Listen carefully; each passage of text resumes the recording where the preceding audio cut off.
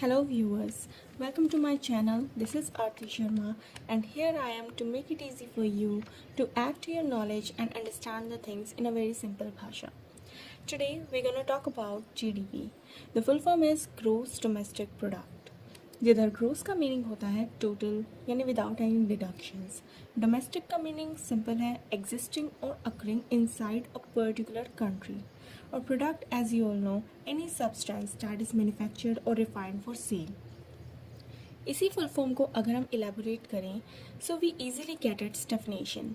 I am taking here the meaning of GDP according to International Monetary Fund that is IMF, which says GDP measures the monetary value of final goods and services, that is those that are bought by the final user, produced in a country in a given period of time. इसका simple सा मतलब है कि जब हम एक country में produce होने वाले सारे फाइनल गुड्स एंड सर्विसेज की मॉनेटरी वैल्यू यानी मनी वैल्यू को सम अप कर देते हैं तो जो टोटल वैल्यू हमें मिलती है उसे हम ग्रोस डोमेस्टिक प्रोडक्ट कहते हैं. इस पूरी डेफिनेशन में बेसिकली तीन चीज़ें समझनी ज़रूरी हैं. पहली, final goods and services. Goods and services तो आप सबको ही पता होगा. Goods like mobile, clothes, fruits, toys and services like transportation, insurance, banking etcetera. लेकिन समझने वाला वर्ड है ये फाइनल. ये फाइनल गुड्स एंड सर्विसेज क्या होता है? फाइनल गुड्स समझ तब आएंगे जब आपको ये क्लियर होगा कि आखिर ये इंटरमीडिएरी गुड्स क्या होते हैं. So let's see an example. मान लो एक मैन्युफैक्चरर फ्लोर यानी आटे से ब्रेड बनाकर किसी कस्टमर को सेल आउट कर देता है, तो इस केस में फाइनल कंज्यूमर हमारा कस्टमर हो जाता है, फाइनल गुड ब्रेड हो जाती है, जबकि फ्लोर यानी आटा इस केस में एक इंटरमीडिएरी गुड है जो यूज़ किया जाता है फाइनल गुड्स को बनाने में. So in GDP we do not include the intermediary goods but only includes the final goods. ऐसा इसलिए होता है क्योंकि intermediary goods की जो वैल्यू होती है वो फाइनल गुड्स में इंक्लूडेड होती है, तो उसे डबल टाइम इंक्लूड करने का कोई मतलब नहीं बनता है. सेकेंड चीज़ जो हमें इस डेफिनेशन में ध्यान रखनी है वो है monetary value. It means products and services की values in rupees. This I am talking about India. I mean country की जीडीपी उनकी अपनी करेंसी में मेजर होती है, लाइक इंडिया की रुपीज़ में, यूएस की यूएस डॉलर में etcetera. The third thing in this definition, which is very important, is that it counts all the output generated within the borders of a country. It simply means कि हर वो goods and services that has been produced within the domestic boundaries of India, उसकी value India की GDP में count होगी. सो I hope कि अब आपको definition clear होगी. आप एक बार फिर से उस डेफिनेशन को रीड आउट कीजिए और आपको ईजिली वो चीज़ समझ में आ जाएगी कि जीडीपी आखिर होती क्या है. नाउ गुड्स एंड सर्विसेज जिसकी हम बात कर रहे हैं उसमें सिर्फ वही गुड्स एंड सर्विसेज इंक्लूडेड नहीं होते जो हम मार्केट में सेल आउट करते हैं, बल्कि नॉन मार्केट प्रोडक्शन भी इंक्लूडेड होता है. अब ये क्या होता है? नॉन मार्केट प्रोडक्शन यानी लाइक डिफेंस. जो गवर्नमेंट हमारी आर्मी के लिए, हमारी नेवी के लिए जो इक्विपमेंट्स बनाती है लाइक गन, पिस्तल, बम एक्सेट्रा, वो जो प्रोडक्ट्स होते हैं उनकी वैल्यू जीडीपी में तो ऐड होती है, लेकिन वो नॉन मार्केट प्रोडक्शन होता है. इसका मतलब कि वो हमारे लिए नहीं है, हम लोग जाके उसे मार्केट में से इजीली नहीं खरीद सकते.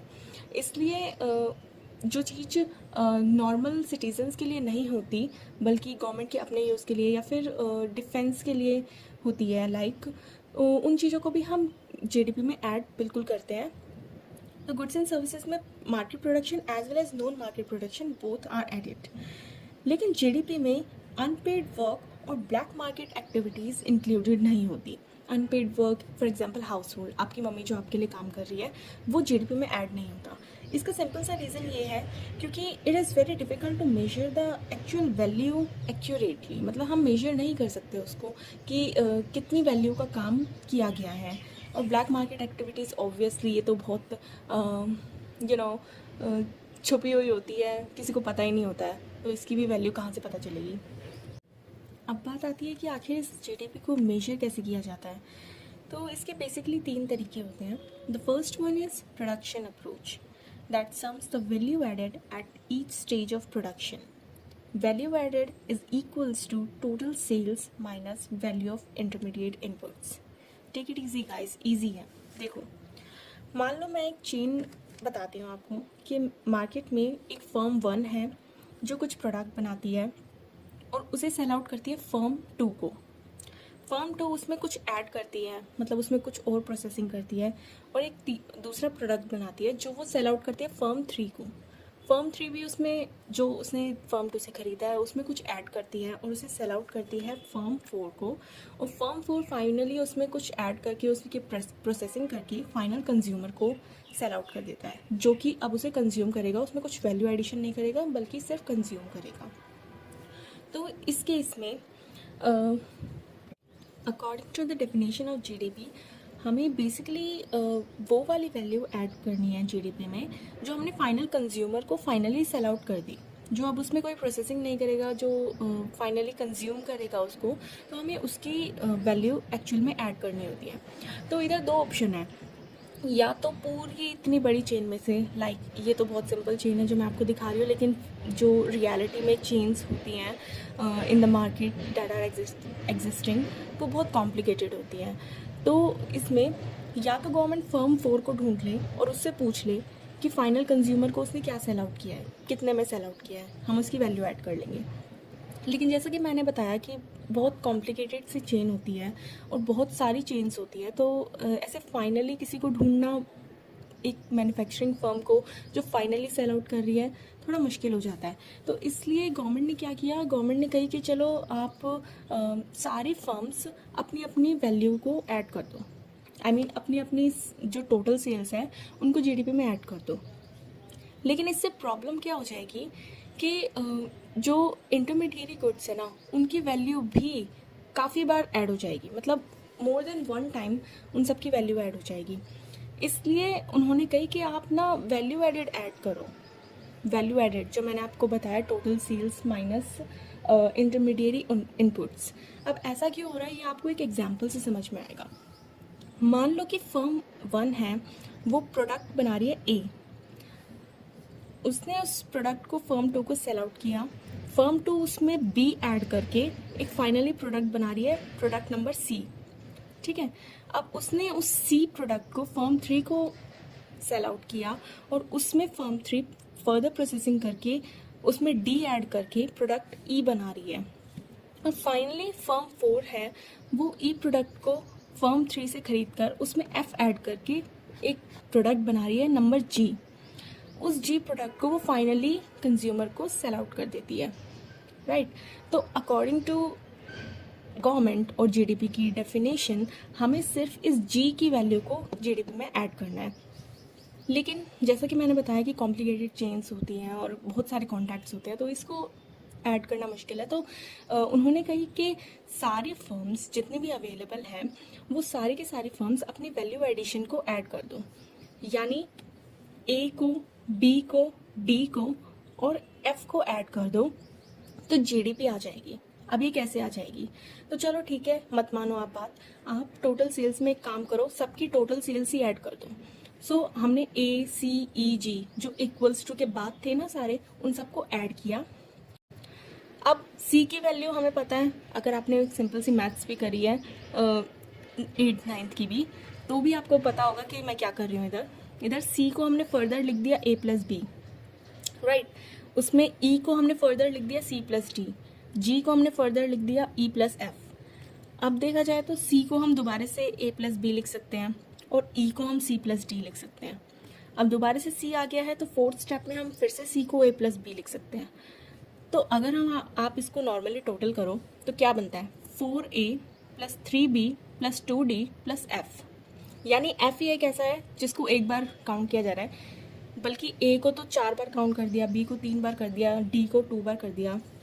आप सोच सकते हैं कि जीडीपी कितना गलत काउंट हो रहा है इधर, क्योंकि एक प्रोडक्ट को आप 4 बार ऐड कर रहे हो, दूसरे प्रोडक्ट को आप 3 बार ऐड कर रहे हो, तो कितनी हाई आ जाएगी जीडीपी ऑटोमेटिकली। ये तो गलत है ना। आपको नहीं लगता कि सब चीज़ों को एक एक बार ही ऐड होना चाहिए? तो हमने जीडीपी को चलो लिख दिया A plus B plus D plus F, एक एक बार ही काउंट किया क्योंकि यही जेन्युइन वे है। अब मान लो नहीं, अब आप देखो इसको ध्यान से, जो हमने फर्म ए, फर्म 2, फर्म 3, फर्म 4 के बारे में लिखा था, उसमें जो ए बी डी एफ जो हम बात कर रहे हैं फाइनली जीडीपी में ऐड करने की, वो एक्चुअल में क्या है, वो वैल्यू एडिशन ही तो है। अब आपको समझ में आया कि वैल्यू एडिशन का मतलब कि जो प्रीवियस फर्म से जो हमने खरीदा है उसको छोड़ो, क्योंकि वो प्रीवियस फर्म ने ऑलरेडी जीडीपी में ऐड कर दिया। हम जो ऐड कर रहे हैं उस प्रोडक्ट में, सिर्फ उस चीज़ को अब जीडीपी में ऐड करो, तभी एक जेन्युइन जीडीपी निकल के आएगा जिसमें डबल काउंटिंग, ट्रिपल काउंटिंग नहीं होगी। तो इसलिए ये मेथड है हमारे पास, प्रोडक्शन अप्रोच, जो कहता है कि सिर्फ वैल्यू एडिशन, जो प्रोडक्शन की हर स्टेज पे हर फर्म ने जो वैल्यू ऐड करी है ना, सिर्फ उस वैल्यू को आप जीडीपी में ऐड कर दो।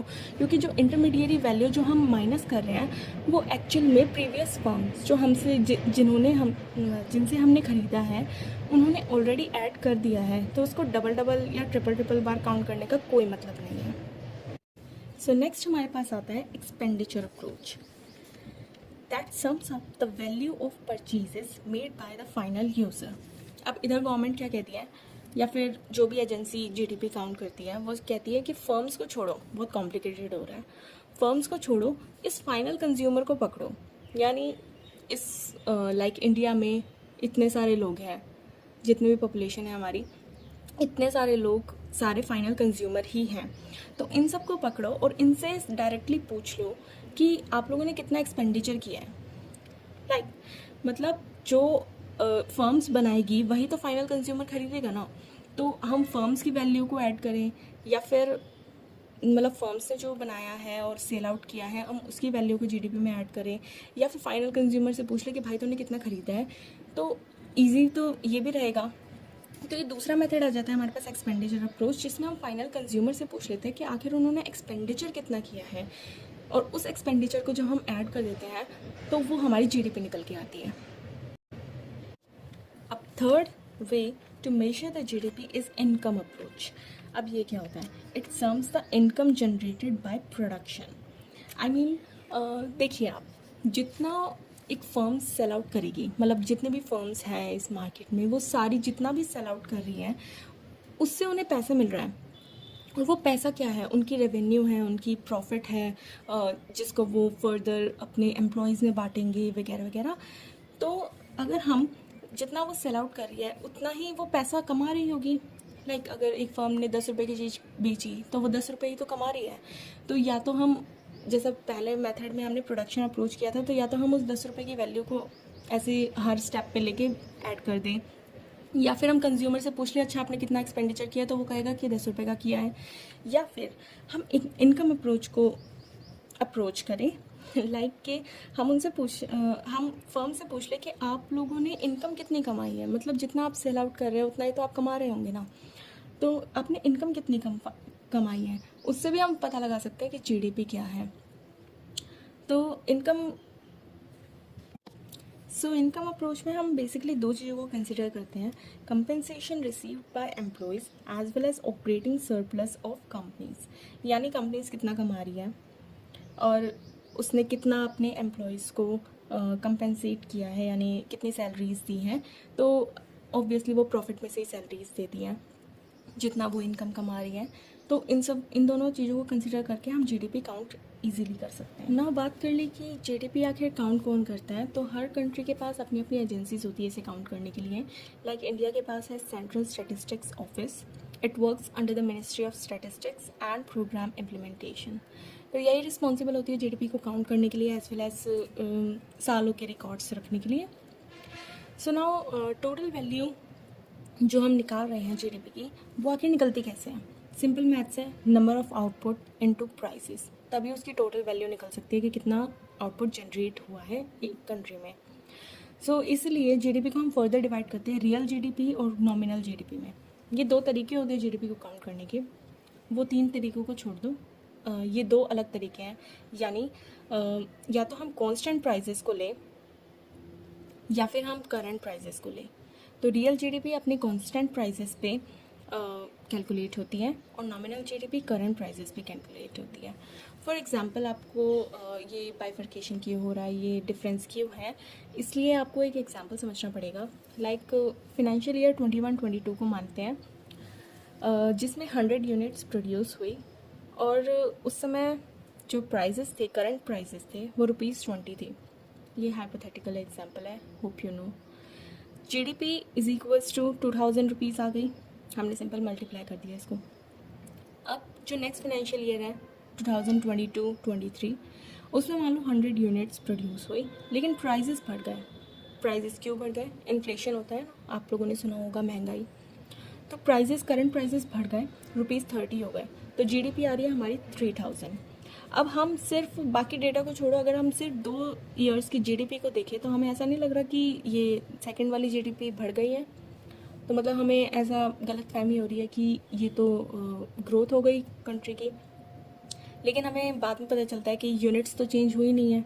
मतलब ग्रोथ एक कंट्री की तब होती है जब आउटपुट इंक्रीज होता है, इन्फ्लेशन तो होता रहता है। तो इसलिए हम रियल GDP काउंट करते हैं। नॉमिनल GDP जो मैंने अभी काउंट करी है दोनों ईयर्स की, रियल GDP में हम क्या करते हैं, एक बेस ईयर सेलेक्ट कर लेते हैं। बेस ईयर यानी एक ऐसा ईयर जिसमें ना तो ज़्यादा महंगाई थी, ना ही प्राइसेस बहुत ज़्यादा डाउन थे, मतलब जिसमें बहुत नॉर्मली बहुत सही तरीके से प्राइसेस थी। उस ईयर को हम लोगों ने सेलेक्ट किया और उसके प्राइसेस को लेकर और आज के आउटपुट को लेकर मल्टीप्लाई करके हमने GDP निकाली। इसी से हमें पता चलेगा, जब हम कांस्टेंट प्राइस लेते हैं तभी हमें पता चलता है कि एक्चुअल में सालों के बाद, यानी एक फाइनेंशियल ईयर, फिर दूसरा, फिर तीसरा, तो कितना आउटपुट बढ़ रहा है या कम हो रहा है। हमें सब कुछ इससे पता चलता है, क्योंकि इसमें GDP पे इफेक्ट आउटपुट डालेगा, प्राइस नहीं, क्योंकि प्राइस को हमने कांस्टेंट कर दिया। लाइक पिछले वाले एग्जाम्पल में क्या हो रहा था, प्राइजेस बढ़ गए, GDP बढ़ गई और हमें लग रहा है कि ग्रोथ हो गई, लेकिन ग्रोथ नहीं हुई है। क्यों नहीं हुई है? क्योंकि आउटपुट नहीं बढ़ा है, सिर्फ प्राइसेस बढ़े हैं। लेकिन इसलिए अगर हम बेस ईयर को चूज़ करेंगे और उसके प्राइजेस को देखेंगे और उस प्राइजेस पे अगर हम हर साल की आउटपुट को मल्टीप्लाई करके वैल्यू निकालेंगे, तो अगर GDP बढ़ रही होगी तो वो आउटपुट के इंक्रीज होने से बढ़ रही होगी, और अगर GDP घट रही होगी तो वो आउटपुट के कम होने से घट रही होगी। तो ये एक्चुअल में हम लोगों को एक फेयर व्यू देता है कि GDP आखिर हमारी ग्रोथ कर भी रही है या नहीं कर रही। इस वजह से हम कहते हैं कि growth rate of real GDP is the indicator of an economy's health. यानी जो रियल GDP होता है वही एक्चुअल में हमें बताता है कि ग्रोथ हो भी रही है या नहीं हो रही है। नाउ अब बात कर ले कि हर कंट्री अपनी अपनी करेंसी में GDP को मेजर करती है। तो अगर मुझे कंपेयर करना हो कि हमारी कंट्री की GDP ज़्यादा है या फिर बाकियों की कंट्री की GDP ग्रोथ ज़्यादा है, तो हम क्या करेंगे, हम कंपेयर करेंगे उसको। लेकिन कंपेयर कैसे करेंगे, क्योंकि हर कंट्री अपनी अपनी करेंसी में करती है। तो ज़रूरी है कि हम हर एक कंट्री के GDP को एक कॉमन वैल्यू में लेकर आए, एक कॉमन करेंसी में लेकर आए। So one way of doing this is to convert all the GDP, यानी GDP of each country into US dollar and then compare it। क्योंकि सारी GDP हमारे पास रुपीज़ में नहीं है, येन में नहीं है, यूरो में नहीं है, अब एक US डॉलर में ही है। तो एक ही करेंसी में होने के लिए, एक ही करेंसी में होने की वजह से अब हम उसे इजीली कंपेयर कर सकते हैं और पता लगा सकते हैं कि कौन सी कंट्री है जिसके पास ज़्यादा GDP है, कौन सी डाउन है, कौन सी अप है, एवरीथिंग। तो conversion to dollar can be done by 2 methods using market exchange rates as well as purchasing power parity exchange rates। अब ये PPP क्या होता है, यानी purchasing power parity। It is that exchange rate at which the currency of one country would have to be converted into that of another to purchase the same amount of goods and services in each country। तो ये 2 veg हैं जिनसे हम rupees को dollar में, euro को dollar में convert कर सकते हैं और उसके बाद उसे इजीली कंपेयर कर सकते हैं। लेकिन यहाँ पे ध्यान रखने वाली एक बात है, और वो ये है कि GDP जो होता है वो do not measure overall standard of living और well being of a country. यानी GDP हमें बता तो देता है कि कितने आउटपुट जनरेट हुए एक कंट्री में, लेकिन अगर हम ओवरऑल बात करें, ओवरऑल स्टैंडर्ड ऑफ लिविंग, तो GDP हमें फेयरली नहीं बताता है कि आखिर लोगों का स्टैंडर्ड ऑफ लिविंग बढ़ा है कि नहीं बढ़ा है। तो इसलिए हम इसे बिल्कुल फेयर नहीं कह सकते, लेकिन हाँ, ये बहुत यूज़फुल है GDP का कैलकुलेट करना, और हर कंट्री करती भी है और कंपेयर भी की जाती है। So this was all about GDP। Remember guys, I'm not here to teach you something, but always here to share what I have learned about the particular topic। So I'm always open to learn। You can tell me if there is any mistake in this video, and you can even share more information with me। Thank you so much।